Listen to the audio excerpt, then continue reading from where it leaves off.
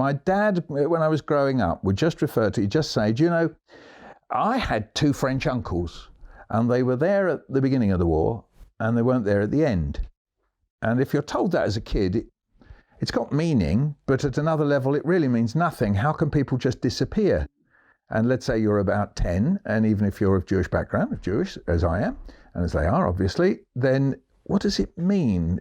You know, you've got to remember, in the 40s and 50s, though we had the Nuremberg trials, they disappeared, culturally speaking. They weren't in the forefront. People didn't talk about the Nuremberg trials. So even though the Holocaust was in many ways well exposed by the Nuremberg trials, they weren't part of daily conversation. You couldn't just refer to it. You didn't have a phrase, the Nuremberg trials.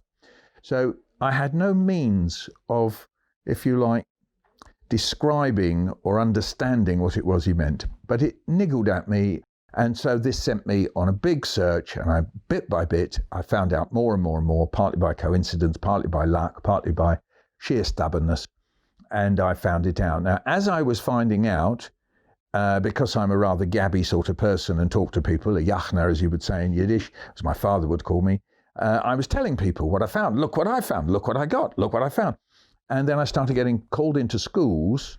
So suddenly this stuff that is at one level, at a very adult level, I'm suddenly now talking to people, anything from between the ages of 11 and 18, and various sort of penny dropping moments happened, like when I was in front of a group of sixth formers and I told the story, and I got to the end and he said, well, none of this happened though, did it?